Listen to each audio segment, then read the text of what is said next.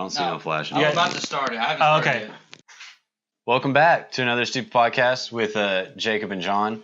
And we're gonna open up today with some story times. You want to tell me about Operation Codename Japan, dude? What's the deal pickle here? Oh, no. I need to be caught up on the events. Well, guys, a lot's happened last week, so let's just get into it. Let's just jump right into it. Okay, so I was showing a significant other a Reddit post about this guy, and it was today I effed up. Okay, my favorite. Okay, and I was like, cool. I started reading it to her and stuff, and it's about this couple. And so what happened was they were dating for a year. What happened was they were dating for a year. They are in college. Okay. From the same town. Right. Okay. Do you know where this is going yet? I feel like I'm right up there with you, I think. Okay, so for those dumbasses.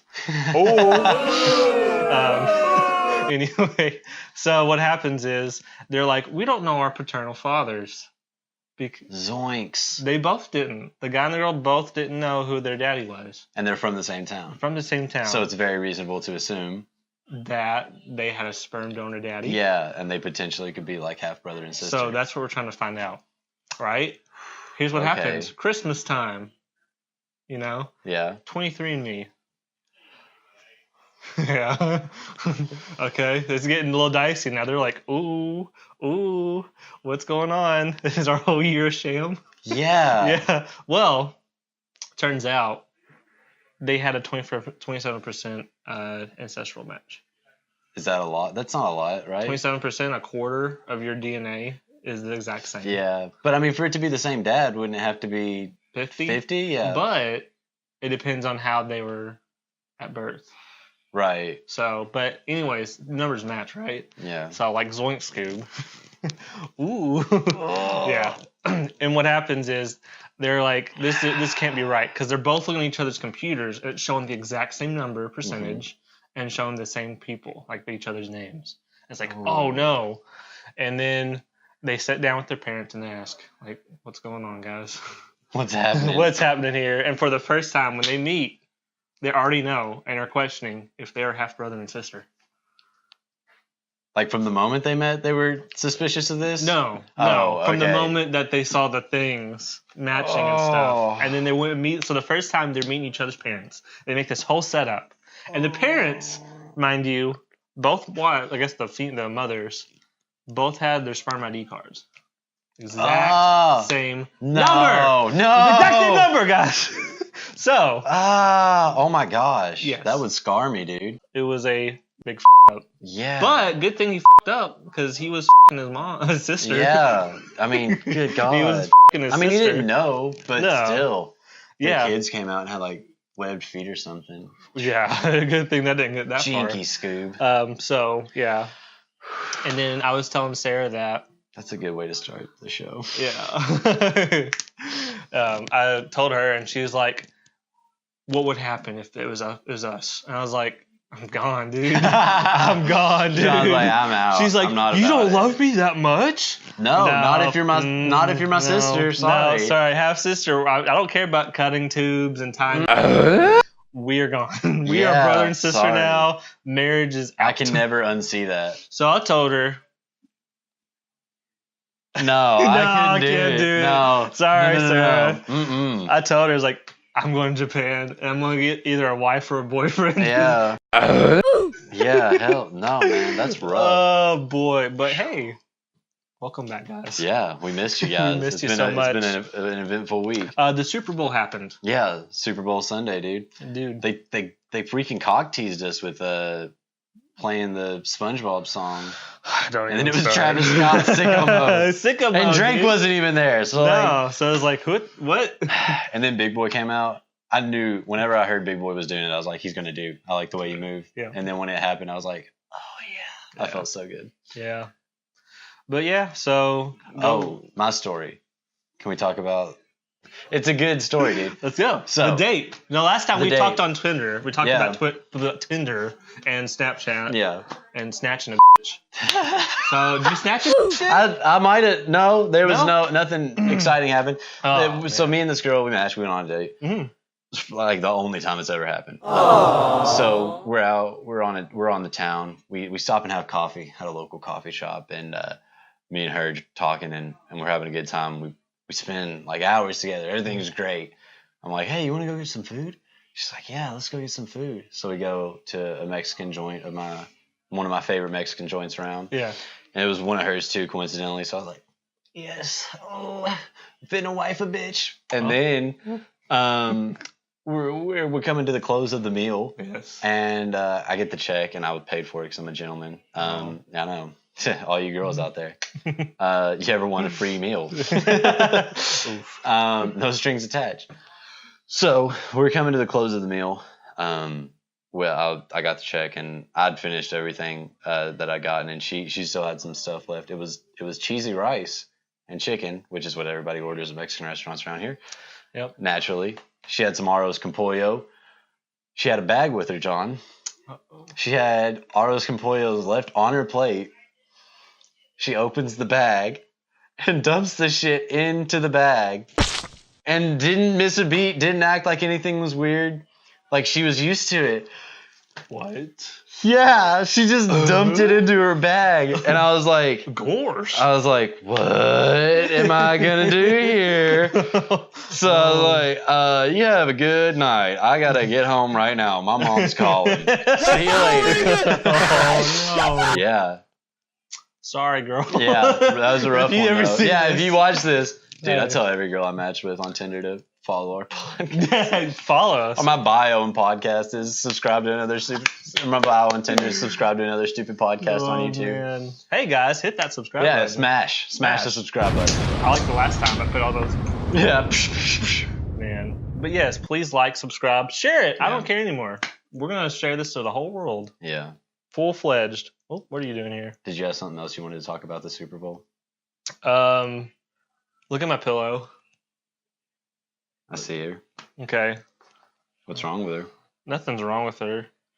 I posted it on Facebook for a second. Oh, I'm not on the Facebook, John. Oh. Yeah. Uh-oh. So am I missing a good meme? No, you're not.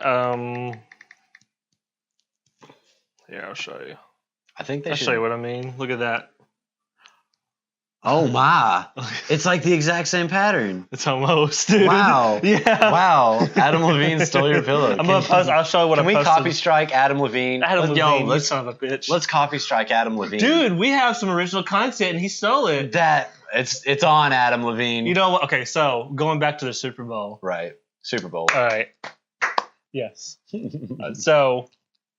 They did post the halftime show, right? Yes. Pepsi was like, is Pepsi okay? Yeah, no, Pepsi's not okay now. Why did you sponsor that piece of shit? But they posted the video, and it got so many dislikes. Really? Yeah, they straight up was like, okay, we'll just want to delete that. And they just posted it again. They just took the video off? They took the video off. Wow. Posted it again. And did it get dislike bombed again? Oh my gosh, you kidding me? Dude. People saw it, I was like, yeah.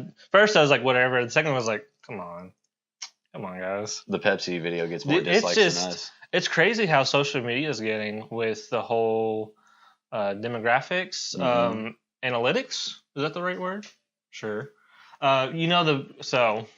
We tried talking a while back. It was last week about the new Netflix and Hulu. Right, Fire Festival. Firefest. And yeah, that's deleted footage. It got screwed up so bad. It was so bad. But it was a mistake. Some new developments. There was a group in the Netflix show called. Is that the guy that was like? No, dude, that's another guy. He's another guy who was like trying to get the water. He's right there. He's right here, sir. Guys, we have water here. You don't have to blow anybody. Please stop. We got you. Oh, good. Anyways, no, the group in the movie is called Jerry. Yeah, Jerry. Doesn't Tim Heidecker have a Jerry? Yeah. There's so many beeps, dude. Yeah, sorry. It's okay. Just let him rip, Tater Chip. No, I love beeping him. I know you do. You love it. So yeah, Jerry's now a thing, and they produced that Netflix movie with Vice. Really? It was Vice? It was Vice What are the and odds? Jerry. And so Jerry put this whole facade like, we got conned ourselves too, guys. Oh, when they were producing and setting, conned. they were the people setting up and producing and posting a lot of the promotional material. I see. Fuck Jerry, man. Come on, fuck Jerry. But yeah. I think this is just my hot take on the situation. Yeah, I was checking the red light. Yeah. The red light district. Ooh, spicy. My personal takeaway from the whole Fire Fest thing, I feel like there's more controversy around them making these documentaries than there was around the actual Fire Festival. They dramatized a lot of it. Yeah. But I mean, if you looked at that guy, I know. I don't know if like he's like on, but he actually used the meme for good because he's helping pay the the Hama Islands. Right. He's helping pay off the workers with labor costs. He wants to make sure nobody else has to blow anybody for water. Oh no! Did he actually do it? I haven't watched it. I've literally heard the story it up get to brought the point. up. So there's like they're holding our water in customs, and then I guess the Billy Nick face. Yeah, Billy. I Billy boy. I don't know what his name is. He's here too. Where do you come from? Billy, get out of here. Get out of here. Get out of here. We don't like you, Billy. Yeah, so they hold the water in customs. It's like Evian water or whatever. Yeah. And that's what's going to be giving all these thousands of people the source of life. Yeah. You know, like this is their main source of life. Like, please. This is their one part of like sophisticated world. Please, and we so need water. He goes, like, please, you got to do this for me. I think you need to go suck it. And he's like, I guess I'm about to take one for the team. And like luckily he knows the guy. He's like, no, you don't have to do that, just dude. Make sure I'm paid first after all this debacle. Yeah. Who knows if he got paid? God damn. He might be owed a blowjob for all I know. I don't know. But that was blowjob, dude. oh, We can bleep those out, right? Yeah, we'll bleep those. I mean, you probably don't have to bleep Justin, but he owes a friend of ours a blowjob. come on, man. And suck the dick, dude. Suck the Suck the Just suck. It's about time. Unrelated. So you know how many people watch us? Yeah, how many people watch us? So the people that are starting to watch us now is now including in-laws. Your in-laws? In-laws. As in my mom watched us all. Yeah. Well, I don't know about my family, but my in-law family sure is. They might be watching this now, which is fine. Hello. Hey, what's up? What's up? How y'all doing? But it was just weird when you have a brother-in-law playing on Bluetooth in the car up to down to Louisville. They're not behind us. They're right there, boy. You love the Star Wars. So your brother-in-law was playing us on the way down or on the way up to Louisville. On the way up to Louisville, and I was like, oh no. Oh man. Like, they heard about my Tinder. The 17-year-old. Oh boy, that's gosh. And like, here's the thing. So just to go back to that stupid ass story. I think we should bring that up every time. Every time. That's my new favorite story. But like, because I was adding them on Snapchat and we were talking about what they do and stuff, and I was like, okay, so they live in the Louisville area. We're in Cincinnati. They're like, hey, are we going to this next show with this other group of indie f***s? And I was like, whatever. Indie like sure. Lana Del Rey. And like one of them was like an U of L. She transferred from Southern Indiana. I'm like, okay, cool. So it's it's a decent crowd. There's a good group of people. Some of them were drinking beer too, so I was like, you just assumed. I was like, of course. I mean, like, this thing. I mean, it's a little lax, but like you have to have a bracelet, right? Jazz and not that well, So lo and behold, she did not, and she was not. John, I didn't think that you were out there like scheming for younger. Well, I definitely was not. No. You were in a band Not with a for guy me. who did though, didn't you? I'm sorry. Uh-oh. You should just cut it and bring it back and go, oh.